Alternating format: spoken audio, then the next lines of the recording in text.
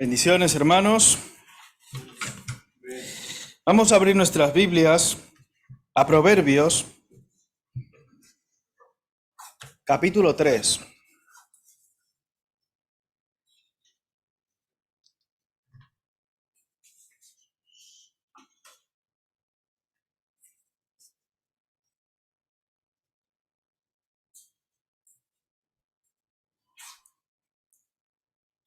¿Lo tenemos? Proverbios, capítulo 3.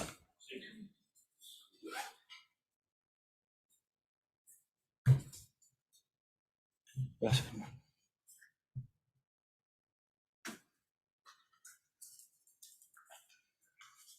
Vamos a ponernos de pie para leer un versículo en Proverbios, capítulo 3. No se preocupen, solo uno. Vamos a leerlos todos juntos. Versículo 12. 12 para los del otro lado del mundo, nosotros los del otro lado. 12 para que no se malinterprete. Amén. Leemos: porque Jehová al que ama castiga, como el Padre al Hijo a quien quiere. Padre, te damos gracias por tu misericordia, por tu amor que manifiestas cada segundo de nuestras vidas. Padre, gracias por tu Hijo Jesucristo, que siendo aún pecadores murió por nosotros. Ayúdanos, Señor, a entender que tú nos amas, sea cual sea nuestra circunstancia, sea cual sea nuestra condición, sea cual sea nuestra situación como hijos tuyos. Muchas veces estamos espiritualmente hablando eufóricos, otras veces decaídos, pero nuestra salvación no está basada en sentimientos. Ayúdanos para que nuestra relación contigo tampoco lo esté, porque nuestros sentimientos son muy inestables. Padre, ayúdanos a reconocer y a reconocerte a ti, obrando en nuestras vidas en favor nuestro aún en medio del dolor, en medio del castigo, en medio de la reprensión. Gracias, Padre, porque tú quieres que seamos perfectos y santos. Tú quieres que seamos cada día más como tú, que podamos verlo de la manera correcta y actuar así en nuestros corazones, dándote gracias en todo y reconociendo que eso es tu voluntad para con nosotros en Cristo Jesús. Gracias, Padre, en el nombre de Jesús. Amén. Se pueden sentar, hermanos.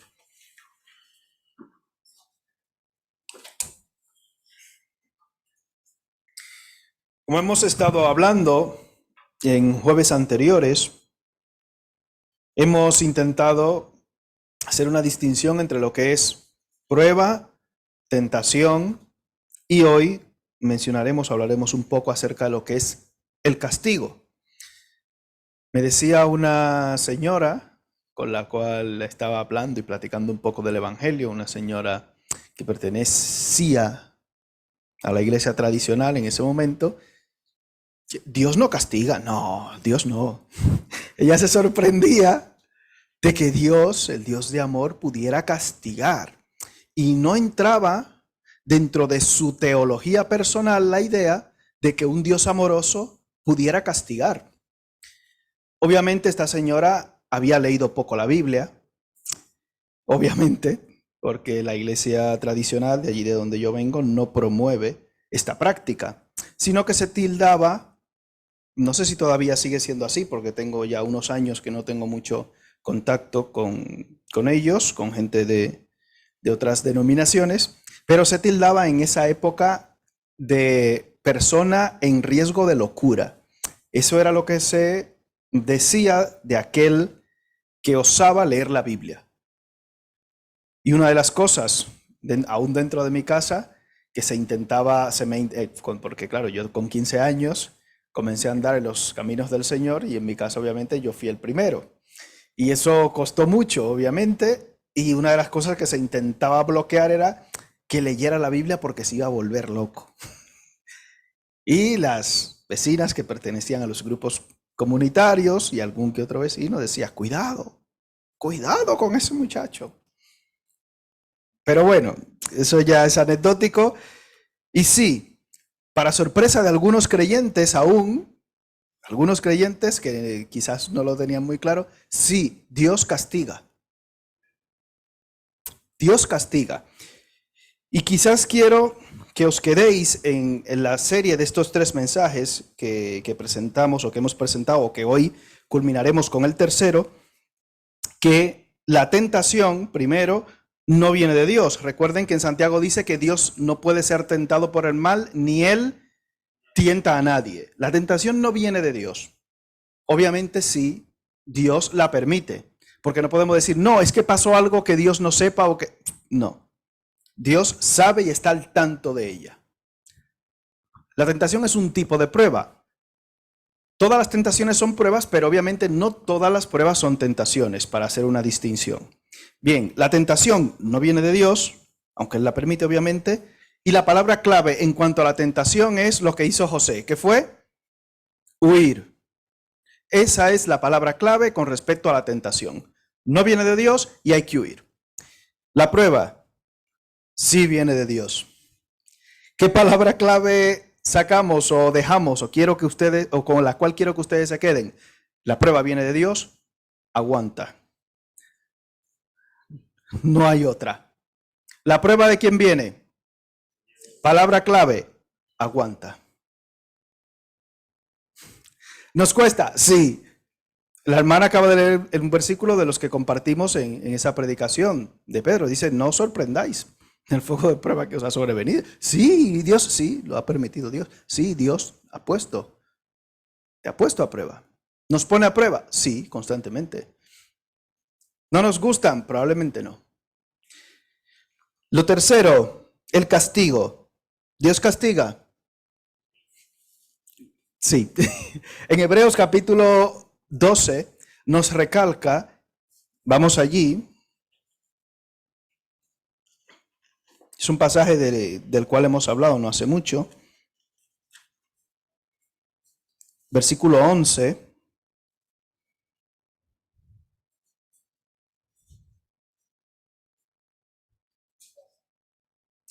Hebreos 12, versículo 11. Hay que hablar, como dice Elmer, según la Real Academia, ¿no? Para evitar...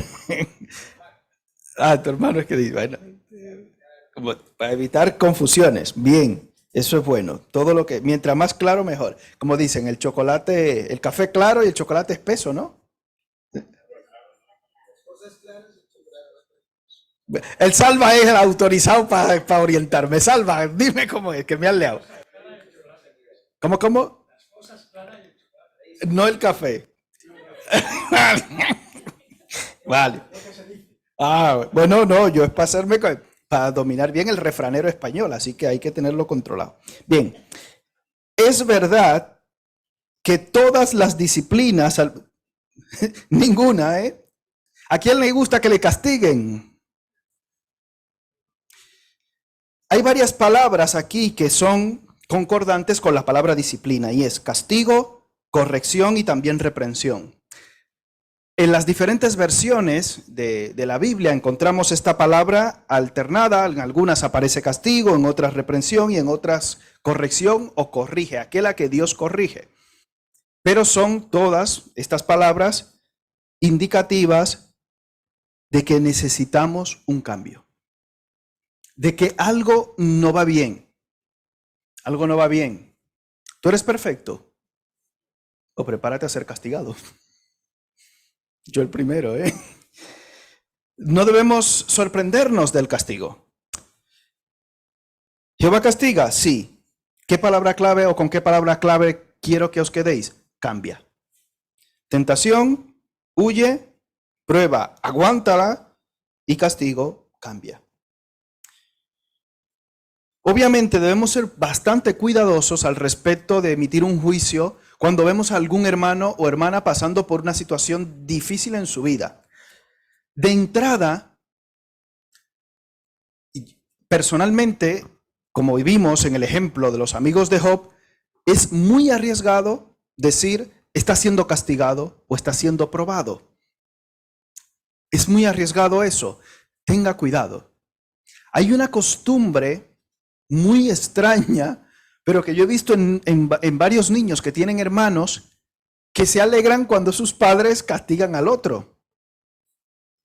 Yo digo, qué cosa más curiosa. Y hasta se chivan. Dicen, ay, se lo voy a decir a mamá para que te suene. Menudo hermanito. ¿Habéis visto niños así? Belmer sabe. Pero yo lo he visto y me ha llamado eso la atención. ¿Usted sabe qué? Usted y yo como creyentes somos iguales o peores. Porque cuando un hermanito no me cae bien, yo estoy deseando que le vaya mal. Castígalo, Señor. Machácalo, Señor. Me miró mal, Señor. Machácalo. Mira lo que me dijo. Húndelo, Señor, en tu gracia. ¿Cómo? Muestra tu justicia a tus siervos, a tu siervo que te teme. Al ungido de Jehová, la veis. Tu ungido Jehová, muéstrate. ¿Cómo? Cuidado, que ese también es cristiano o no. Oiga, por eso la Biblia nos dice soportaos con paciencia los unos a los otros, ¿eh? ¿Cómo usted está orando por su hermano o por su hermana? Señor, te pido que la atropelle un camión a esa. ¿Cómo? A esa hermana. Espérate, ¿cómo que tú te orando? Sí, Señor, para que sea restaurada. Hombre, no la destruya, déjala quieta. O déjalo quieto, tranquilo. El Señor sabrá cómo organizar la vida de esa persona. Nosotros debemos ser muy cuidadosos. Recuerdan, los amigos de Job, hasta que comenzaron a hablar, iba todo bien hasta que comenzaron a hablar. Cuando usted ve a un hermano o una hermana pasando por un momento difícil en su vida, la tentación se ve, y muchas veces se ve, no siempre, pero diferenciar desde fuera prueba de castigo. A veces desde dentro es difícil con respecto a nosotros mismos. Imagínese usted desde fuera. Sí, eso te pasó por esto, ¿te acuerdas? Por eso te pasa eso. Ojo, ten cuidado, hermana, hermano, porque hay uno por encima de nosotros cuyos propósitos son santos, cuyos propósitos no caben en esta cabeza tan pequeña que tenemos, ni en este cerebro finito. Sus propósitos no son como tú y yo pensamos. Y cualquiera que viera a Job, por ejemplo, en la circunstancia en la que se encontraba, con todo lo que le aconteció, cualquiera hubiera llegado a la misma conclusión que sus amigos, entre comillas.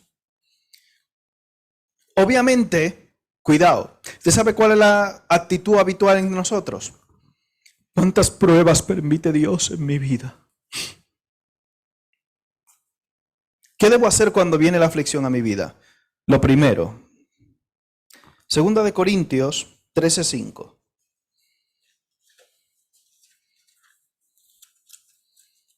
Segunda de Corintios 13:5.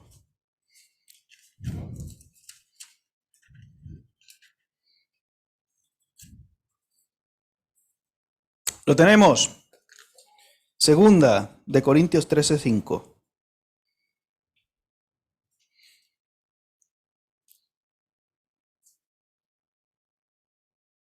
Dice la Escritura, examinaos a vosotros mismos si estáis en la fe.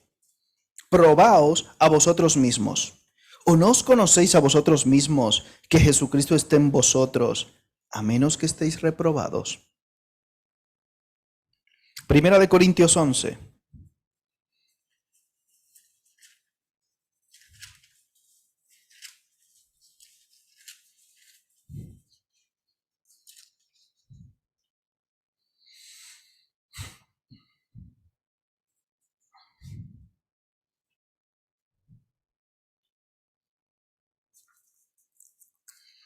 Este es el pasaje que utilizamos para tratar la cena del Señor, cuando presentamos la cena del Señor.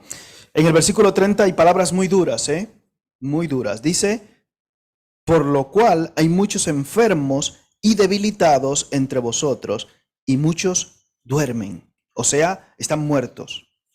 Si pues nos examinásemos a nosotros mismos, no seríamos juzgados. Mas siendo juzgados, somos castigados. ¿Por quién?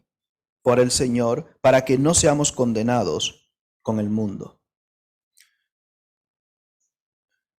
Lo primero que yo debo hacer cuando tengo una circunstancia X en mi vida difícil, de conflicto, de aflicción, es examinarme, no victimizarme. Es que todo me pasa a mí. Te entiendo. Examínate primero antes de llorar, examínate. Porque Dios al que ama, ¿qué? Déjame examinarme. Espérate, ¿qué pasa aquí? Déjame detenerme. Detente. Detente. Examínate. Lo primero. Señor, ¿quieres tú que cambie yo algo en mi vida? ¿Quieres tú mejorar algún aspecto de mi vida? ¿Quieres tú que aprenda yo a vivir con un aguijón o a tener un aguijón o a dar gracias en todo? ¿O qué aspecto de tu voluntad quieres pulir en mi vida? ¿Recuerdan aquellos detalles que dice que conforma la voluntad de Dios? La voluntad de Dios es vuestra santificación. En Hebreos 12, fíjate, volvemos nuevamente allí.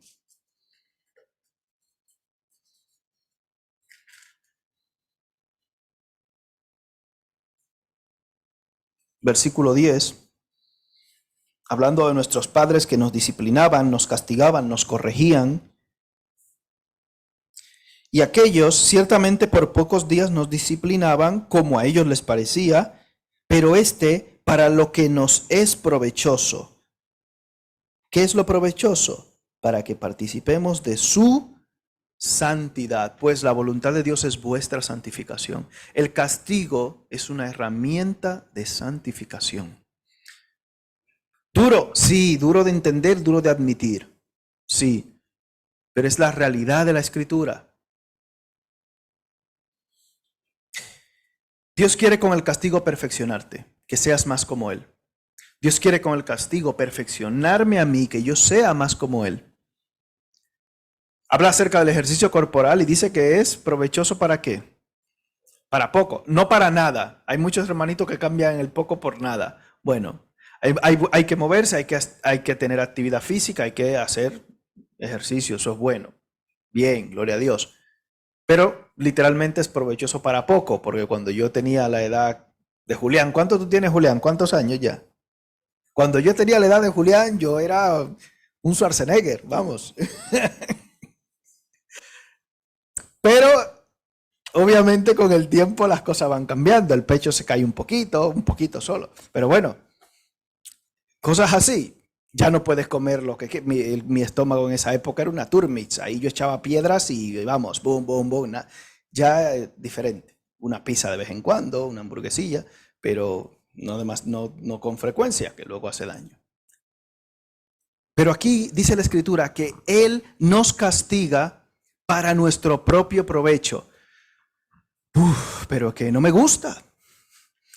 Pero Él dice, yo quiero que tú participes de mi santidad. Si no nos duele, hermanos, no cambiamos. Aflicción en mi vida, dificultad, situación dura, primero examínate.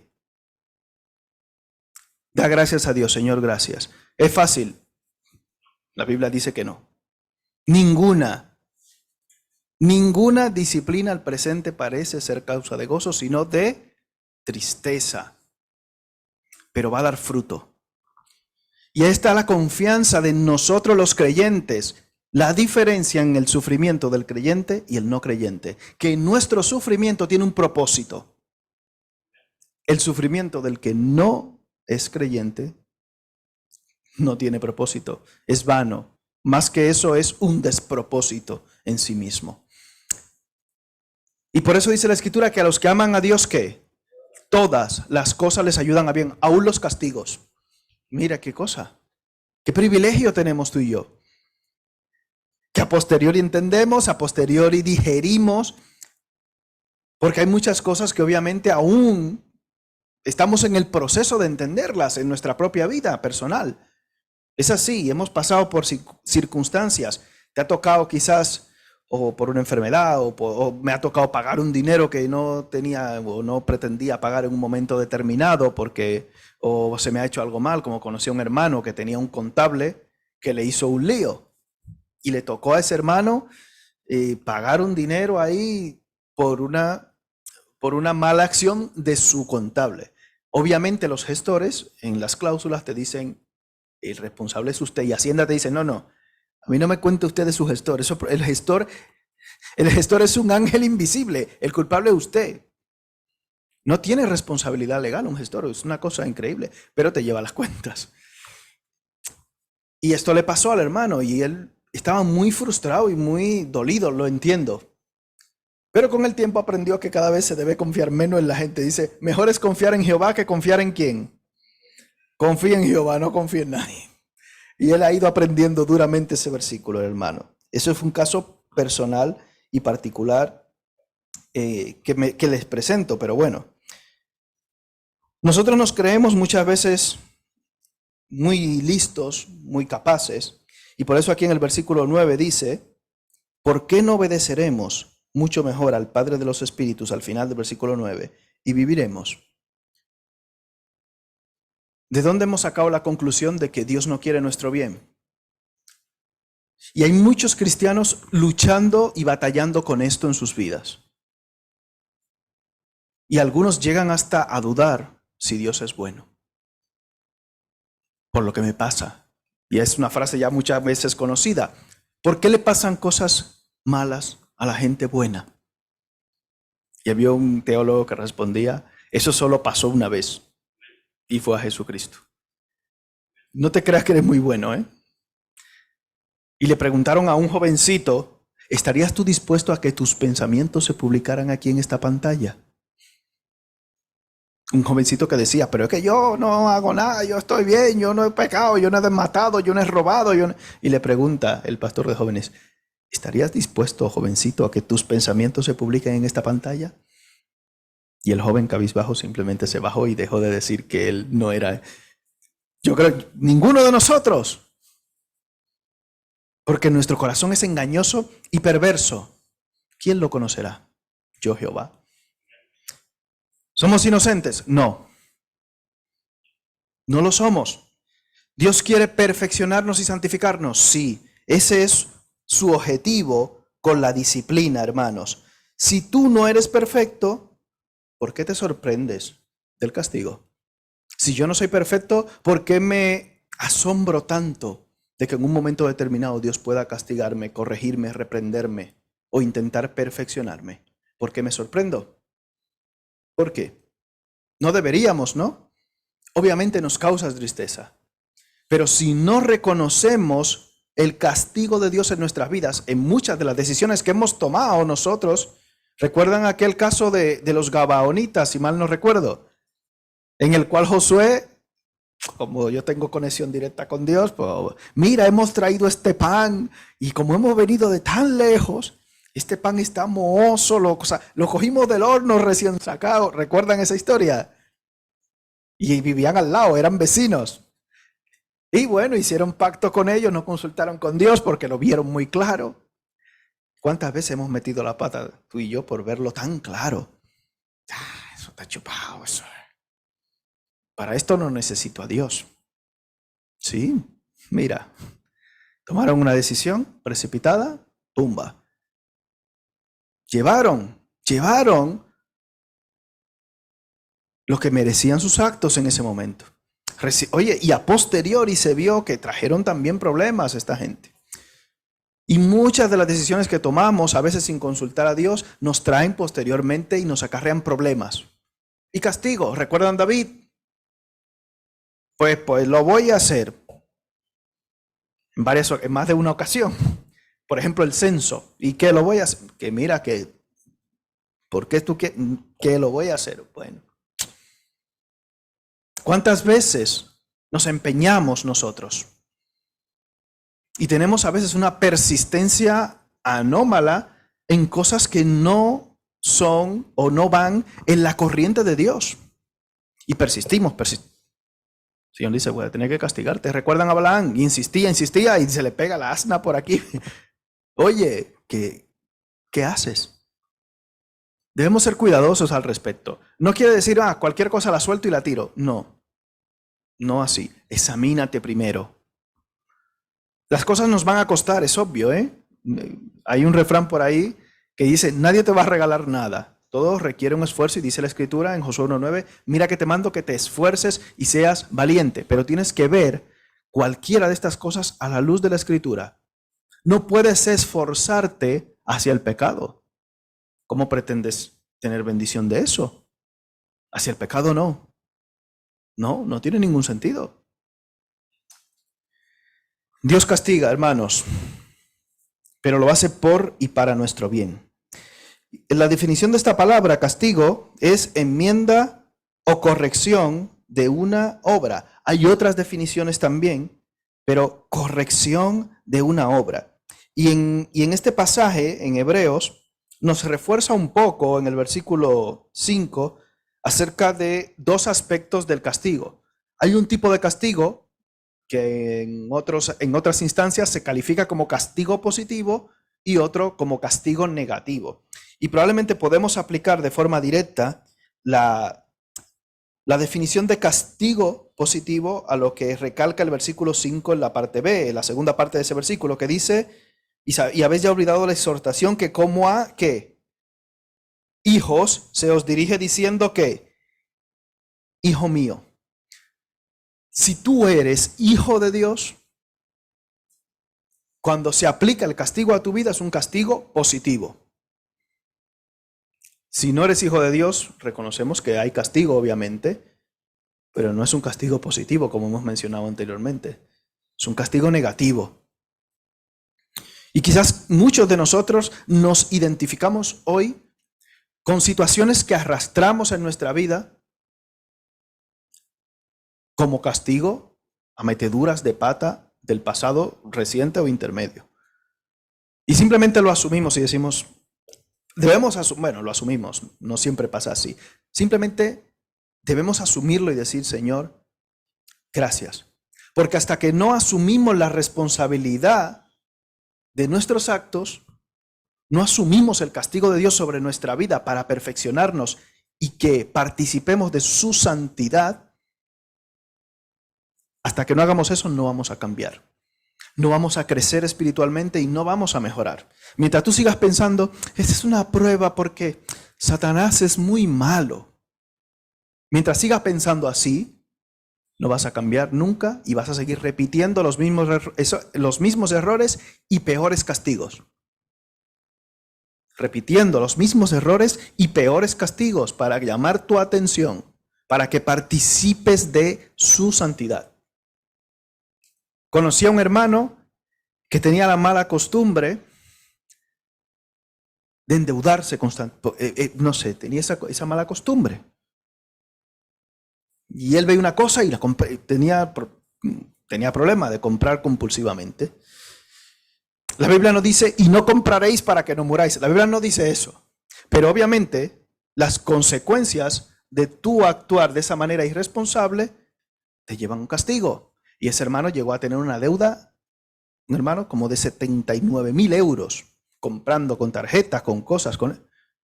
Eso hace ya unos años de eso. Imagínese usted lo que valía el dinero en esa época. Y tuvo que hacer una reasignación, primero reconciliarse con Dios, porque él estaba buscando en otras cosas la solución a un problema realmente espiritual. Reconciliarse con Dios y a partir de ahí comenzar a hacer una negociación del préstamo y pagar durante 10 años todo ese dinero.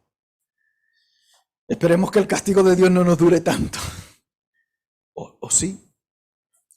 No sé cuánto es necesario para perfeccionarte a ti. No sé cuánto es necesario ni siquiera para perfeccionarme, Dios, a mí mismo, conforme a su santidad. Uf. ¿Basta una vida? Yo creo que no basta. Pero hay meteduras de pata que nos duran mucho tiempo. Pero debemos aprender para no vivir frustrados en nuestra vida y en nuestra relación con Dios, para poder crecer espiritualmente, a decir, Señor, gracias, porque al castigarme me demuestras que me amas, que no soy un bastardo, que soy tu hijo. Es intentar darle la vuelta a lo que el mundo normalmente utiliza, o aquello que el mundo utiliza normalmente para intentar desacreditar a Dios, hermanos. Intentar darle la vuelta a esto, porque hasta que no comencemos a pensar con la mente de Dios, obviamente seguiremos actuando como los mundanos. Seguiremos actuando así. Y hay algunos que se llaman creyentes a los cuales he escuchado esta expresión. No estoy de acuerdo con eso que ha pasado. Se enfadan con Dios, creyentes. No es tampoco nada extraño, ¿no? ¿Se acuerdan de Jonás? ¿Qué hizo cuando Dios salva al pueblo, a Nínive? Se puso muy contento con Dios y aplaudió, ¿no? ¿Qué hizo? El mismo Elías le dice, Señor, mira, mátame ya, estoy cansado, mátame ya, quítame la vida, yo no soy mejor que mí. Que el Señor nos ayude a ver el castigo como algo bueno para nuestro desarrollo espiritual. Y quiero terminar con esta definición que me llamó mucho la atención de esta palabra, de la palabra bastardos. La conocéis, ¿no? Bastardos, del versículo 8. Dice, pero si se os deja sin disciplina, o sea, a vuestro aire, a vuestro rollo, versículo 12, capítulo 12, versículo 8 de Hebreos, pero si se os deja sin corrección, sin disciplina, de la cual todos, aquí no nos salvamos ninguno, todos han sido participantes, entonces sois bastardos y no hijos. ¿Por qué le va tan bien a ese impío? Porque no es hijo. Es que no es hijo. ¿Qué dice el Salmo 73? Señor, y el salmista dice, Señor, pero ¿cómo va a ser que le vaya tan bien a estos impíos, hijos de Satanás? Dice, mira, los están puestos en derricaderos, ellos no son hijos. Y por eso tú y yo no podemos ni pensar ni actuar como ellos. No debemos tener como marco de referencia a los impíos, porque pertenecemos a un Dios vivo y santo. Y esa palabra bastardos, en una de sus definiciones, obviamente, la que más conocemos es aquellos hijos tenidos en adulterio o fuera del matrimonio o cuando dos personas todavía no se han casado. Y hay una palabra curiosa que era muy habitual en los tiempos de la Iglesia Católica aquí en España, que le llamaban hijos adulterinos. Curioso, a los bastardos o hijos adulterinos. Pero en esta definición que encontré de la palabra bastardo es que se aparta de sus características originales y las va perdiendo. Que se aparta de sus características originales y las va perdiendo. Qué definición más curiosa. Me pareció muy curiosa esa definición.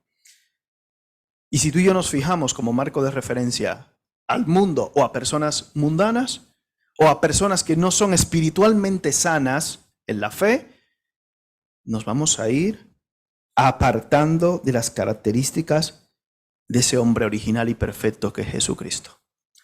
Que el Señor nos ayude, hermanos, a cambiar el chip, a cambiar la mentalidad con respecto al castigo. No es sencillo y por eso dice la Escritura, al final del versículo 11, pero después da fruto apacible de justicia a los que en ella han sido, ¿qué? Ejercitados. Es un entrenamiento. Entrenamiento. Cada vez que soy castigado, recordar que es para mi bien. Cada vez que soy castigado, recordar que Dios quiere lo mejor para mí, aunque a mí personalmente no me lo parezca. Cada vez que soy castigado, Él quiere el mayor provecho para mí, y es que yo participe de su santidad y me aparte del pecado. Amén. Padre, gracias porque tú nos castigas. Y eso es sinónimo de que somos tus hijos y que nos amas. Padre, te damos gracias porque solamente con la mente de Cristo podemos entender estas cosas e intentar ponerlas en práctica, Señor. Mira que hay muchas cosas que nos cuestan en este cuerpo y mente pecaminoso, Señor, en los cuales estamos. Es un cuerpo de muerte. Pero ayúdanos, Señor, a llevar todo pensamiento cautivo a Cristo. Ayúdanos, Señor, a reconocerte a ti en medio de las pruebas, a buscar la salida en medio de las tentaciones y a glorificar tu nombre en medio del castigo. Padre, ayúdanos a huir de la tentación, a aguantar las pruebas y a cambiar posteriormente al castigo. Que podamos reconocerlo en nuestras vidas, Padre eterno, para que seamos cada vez más como tú. En el nombre de Jesús. Amén. Bien, vamos ahora a pasar con el tiempo de las peticiones, hermanos.